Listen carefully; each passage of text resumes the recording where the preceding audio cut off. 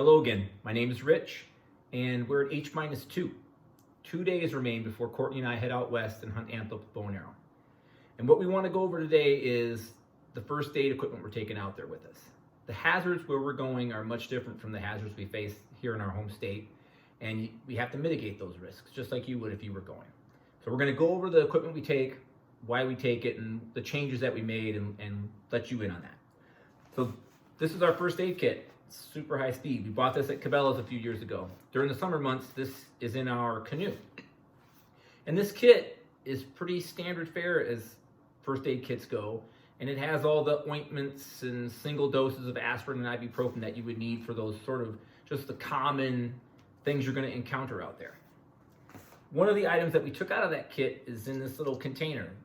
The kit calls this their precision forceps, and it is essentially just a piece of metal bent back on itself, and you close the end and that acts as your tweezers. And I tried to use these last year to remove some prickly pear, and they failed miserably. These are precision in name alone, and I think they got their name based on what they aren't. So what we did was we took this out and replaced it with these little short nose, needle nose pliers. And then what I do is when, this year if I get another prickly pear encounter, I will put my readers on, use it to where I can see what I'm doing so I don't pull out anything I want to keep. And so this is how we modified that kit a bit.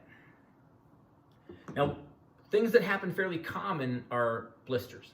And my wife knows, how to sort of take care of wounds and such. So she bought, these are cuticle nippers. And we use these to sort of cut a hole in the lower part of the blister so the fluid can drain out of it. And these are pretty sharp. I'm kind of worried about these being used on me. But this is much better than those scissors, because those scissors sometimes aren't quite as sharp. And what we do is we just put one of those, a bandage designed for blisters over the blister after it's been drained. And it gives you some padding, and this blister now is between that wear point in your boot, and a blister might not form again. Shouldn't. And we just bought this kit. It came from a company called Welly, and it's full of those types of bandages. Another common thing out there, and I've beat this like a dead horse, is sun. So we wear sunblock. So I will, even though I wear the gloves and the headgear and such, I will put this on anyway, because a little patch on my neck being exposed, that's going to freak me out, because like I said before, me and the sun, we're as far apart as two things can get. So we wear sunblock. And all those miles that we put in, that miles equals chafing. And we use Desitin. I had my first encounter with this as a baby, and I don't remember that one, but I remember last year's encounter. I got some chafing, and this stuff was pretty money, and it's making the trip out there again.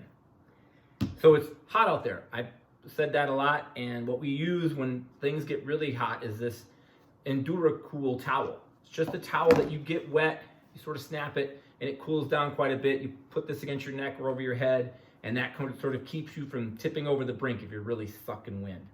When we get back to the vehicle, we have a water station. It's just this big jug we bought from Menards, and we fill that with Gatorade. And it's sort of a pick-me-up when you get back to the truck. So if you're in one area, you blow all the antelope out of there, go back to the truck, you pound a couple of bottles of Gatorade, we just fill it out of that, and then that sort of gets you all the way back up to 100% before you go back out again. The biggest hazard out there is the snakes. There's supposedly quite a few. I've only seen one. And, I walked right past it. And my brother was behind me in a file, and he saw it, and he freaked out. And it actually took us a couple minutes after he kind of came back from where he ran to, it took us a few minutes to find the snake, because it was so well camouflaged, and it was pissed, and it actually didn't have a rattle. The end of its tail was doing this, but there was no rattle on there that I couldn't pick up with my bad hearing. So Courtney and I, we wear snake chaps. We're going to mitigate that risk through the wearing of this. So we're hoping that if we do encounter a snake that we can't avoid, and it does strike at us, that it strikes this instead of our leg, because a lot of times we're several miles from the nearest road. And after you sort of get your wits about you, you need to walk back to the road, back to the truck. And that could be a 2-mile, event. And at 2 miles with the snake bite, it's not going to be the best, it's not going to be something you want to repeat over and over. It's not fun. So in the event something bad happens, like you get bit, not in an extremity, you get bit somewhere more important, we have this. This is a personal locator beacon. Courtney bought me this a couple years ago, and we registered it under my name. And this is just when it really gets bad. When I keep this rubber band on there because the antenna, it's pretty sensitive. You push this little button a bit, and the antenna kind of flips out. And this portion of it right here covers up the button, so you can't butt dial this, because if you were to butt dial the authorities to come get you, you would be on the blame line for the money it costs to come fetch you when there wasn't an emergency. So we keep that rubber band on there, and this is if things really get bad.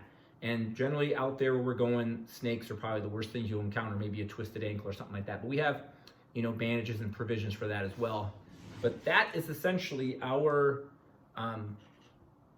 first aid gear in a nutshell, sort of down and dirty. So if you understand the West, you might want to, put your comments below and all that, like, subscribe, and share stuff that everybody says, do that, because that will benefit the channel, and just give us your thoughts. And until then, see you out there.